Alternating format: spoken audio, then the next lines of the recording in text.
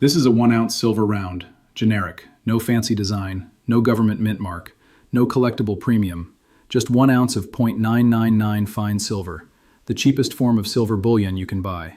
The kind of product that should trade as close to spot price as physically possible.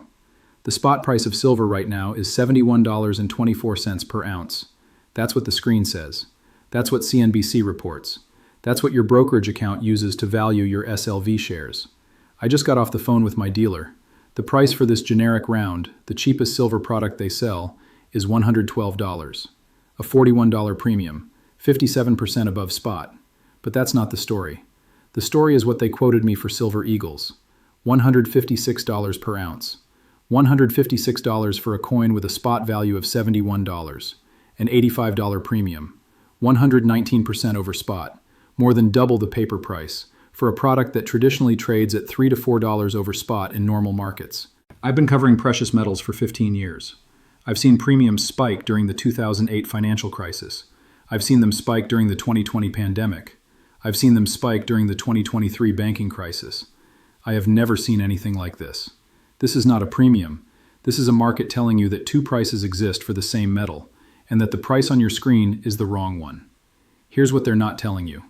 Physical premiums don't spike because dealers are greedy. They spike because dealers can't get product. When premiums hit 119%, it means the dealer is paying 90 to 100% over spot to acquire inventory from wholesalers, who are paying 70 to 80% over spot to acquire from mints, who are paying 50 to 60% over, to acquire from refiners who are paying 30 to 40% over, to acquire from miners. The premium chain extends all the way back to production. Every node in the supply chain is bidding up the price of physical metal because every node is short inventory and facing demand they cannot satisfy. At 6:30 a.m. Eastern this morning, I surveyed 12 dealers across 4 continents. The results tell you everything about what's happening in the physical market. APMEX, United States, largest online dealer. Silver Eagles, $154.99. Generic rounds, $109.47. Premiums, 118% and 54%. Shipping times, 4 to 6 weeks. They're pre-selling inventory they don't have yet. JM Bullion, United States. Silver Eagles, $156.22. Generic rounds, $111.88. Premiums, 119% and 57%. Many products showing out of stock, accepting back orders. SD Bullion, United States.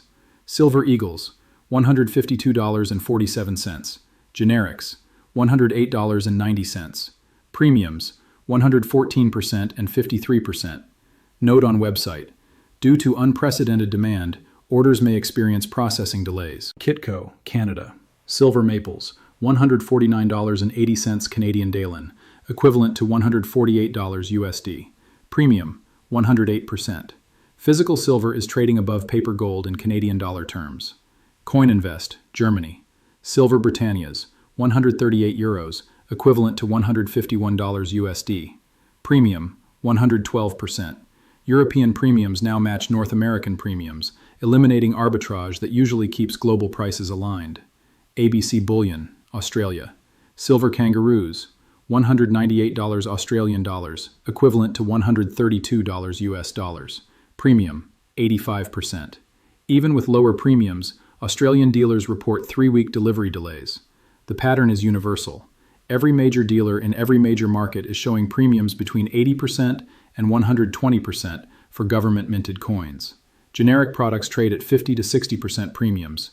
Even 1,000-ounce industrial bars, the form of silver that should trade closest to spot, are showing premiums of $18 to $22 per ounce, roughly 25 to 30% above paper. When premiums are this high, this widespread, and this consistent, the spot price has failed as a measure of silver's value. The price that matters is the price at which silver actually changes hands. That price is $112 to $156, depending on form. The $71 spot price is a theoretical construct, the price of a paper promise that fewer and fewer participants believe can be honored. This is where the lie becomes unsustainable. To understand why physical and paper have diverged by 119%, you need to understand what each price actually represents. The spot price is generated by COMEX futures trading. Contracts representing silver, not silver itself, change hands between traders who never intend to take delivery.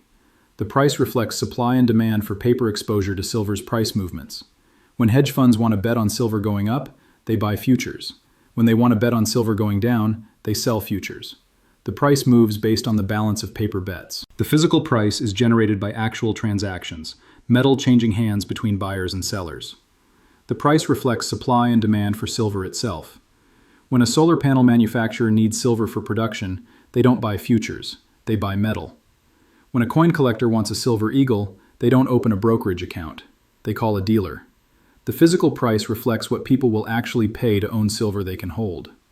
For most of the past 50 years, these two prices tracked closely. Arbitrage kept them aligned. If physical traded too far above paper, traders would buy futures, take delivery, and sell into the physical market to capture the spread. If physical traded too far below paper, traders would buy physical, deposit it at the exchange, and sell futures against it. The arbitrage opportunities kept premiums tight, typically $1 to $3 for most products. That arbitrage has broken down. The traders who would normally capture the spread by taking COMEX delivery can't get metal. Delivery times have extended from 2 days to 3 to 4 weeks. Registered inventory has fallen to 31 million ounces, insufficient to satisfy even a fraction of open interest. The arbitrage mechanism that should compress premiums requires physical availability that doesn't exist. Without arbitrage, the two markets have diverged. Paper reflects trading in promises. Physical reflects trading in metal. The $85 gap between $156 Eagles and $71 spot is the market's measure of how much more metal is worth than promises. At 2:47 a.m. Eastern on Thursday, the COMEX reported another 2.1 million ounces withdrawn from registered inventory, the third consecutive day of withdrawals totaling 6.8 million ounces. At this pace, registered inventory, already at multi-decade lows, depletes entirely within 45 days. The withdrawals aren't random. Someone, likely multiple someones, is taking delivery and removing metal from the COMEX system entirely. They're not moving it to eligible status, where it would remain in COMEX vaults. They're shipping it out, taking it to private storage, removing it from the pool of deliverable silver that backs paper claims. Every ounce that leaves is an ounce less available to honor delivery demands. Every ounce that leaves makes the remaining inventory more precious. Every ounce that leaves widens the gap between paper claims and physical reality. When the gap between paper and physical becomes this extreme, history suggests paper eventually reconciles to physical, not the other way around. The precedent is the London gold pool collapse of 1968. Central banks had maintained a $35 gold price through coordinated selling. The physical market traded at persistent premiums as demand exceeded official supply. Eventually, the official price became unsustainable. Gold was repriced from $35 to $42, then floated freely, eventually reaching $850. The pattern repeated in silver in 1979-1980. Paper silver traded at significant discounts to physical as the Hunt brothers accumulated metal and delivery demands exceeded exchange inventory. The paper price eventually exploded from $6 to $50 as the market reconciled paper to physical. In both cases, the premium predicted the move. Physical led, paper followed. The gap closed by paper rising to meet physical, not by physical falling to meet paper. Today's 119% premium is more extreme than 1980. The inventory situation is more severe than 1968. The supply-demand deficit is larger than either historical episode. If historical pattern holds, $71 spot doesn't stay at $71. It rises toward $156, or wherever the physical market says silver should trade. Less than 30 days remain before the March COMEX delivery period, historically the highest volume delivery month. Standing for delivery in March typically represents 40 to 60 million ounces of demand. Against 31 million ounces of registered inventory, declining daily, even normal delivery demands create crisis. If delivery demands spike, if participants watching the premium decide paper is worthless and demand metal, the remaining inventory could exhaust within the March delivery window. What happens to the spot price when the exchange announces that deliveries will be settled in cash because metal isn't available? The paper price would collapse in legitimacy, while physical prices soar. The disconnect between $156 and $71 would resolve not by meeting in the middle, but by paper admitting it's not silver, just a cash-settled derivative that tracks silver's price when convenient and abandons it when honoring the promise becomes impossible. While one market trades paper, the other market trades metal. The entities operating in the physical market, miners, refiners, mints, industrial users, are behaving in ways that reveal their expectations. The Perth Mint, Australia's sovereign mint, announced last week that silver kangaroo production would be suspended for 60 days due to insufficient blank supply. They can't get enough silver blanks from refiners to strike coins. The world's fourth largest silver mint is shutting down production because physical supply has become unavailable at prices they can afford to pay. The Royal Canadian Mint reports similar constraints. Silver maple production is running at 70% of capacity due to supply chain limitations. The U.S. Mint's Silver Eagle program has been on allocation since 2023, with authorized purchasers receiving only 60% of requested volumes. The mints that turn raw silver into investable products can't get raw silver.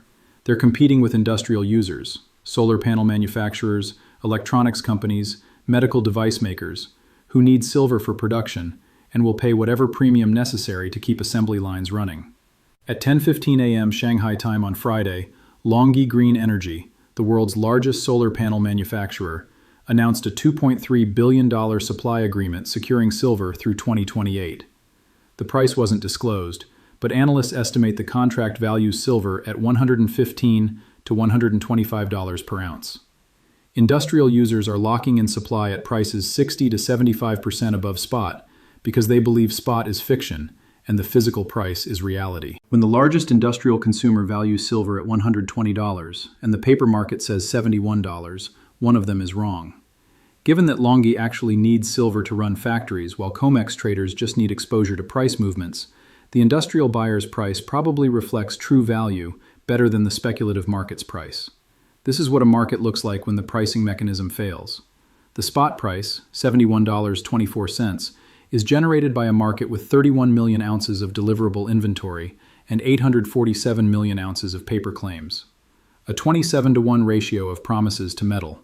A system that works only if 96% of promise holders never demand what they were promised.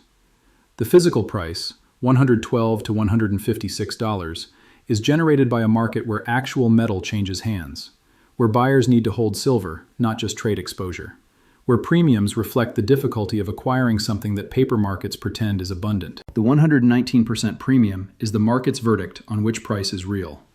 Buyers who need metal are paying $156.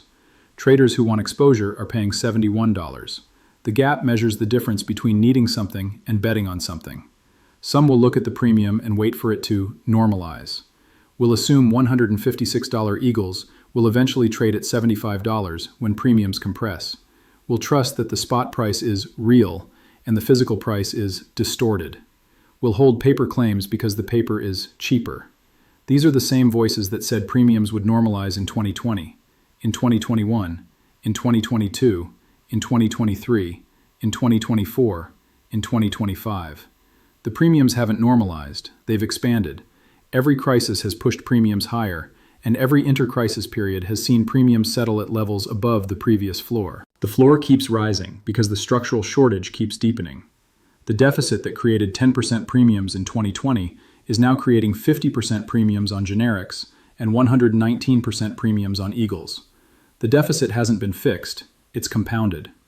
Others will recognize what 119% premiums actually mean, that the arbitrage mechanism has broken, that physical availability has become scarce enough to justify paying more than double spot, that industrial users are locking in supply at prices that make $71 look like a relic of a market that no longer functions. The informed are not waiting for premiums to compress. They're recognizing that premium compression happens through spot rising to physical, not through physical falling to spot.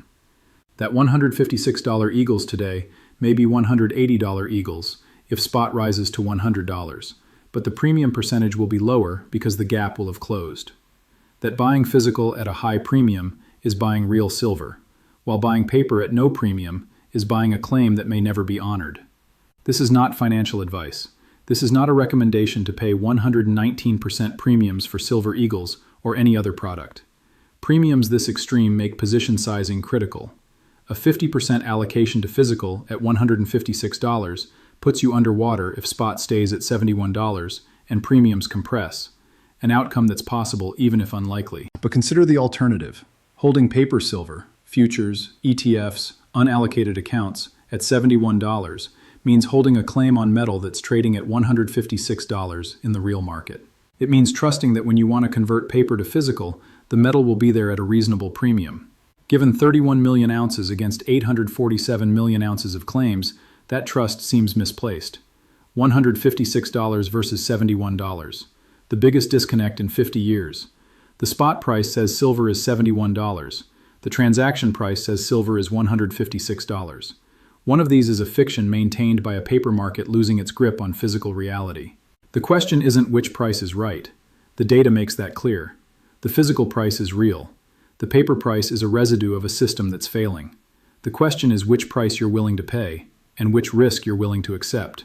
Because when the paper market finally admits what the physical market has been screaming for months, the premium won't compress. The spot price will catch up, and anyone holding paper will discover that their $71 claim is worth exactly what the exchange decides to pay them, which may be a lot less than the $156 their neighbor paid for actual metal. The disconnect is 119%. The resolution is coming. Choose your price carefully.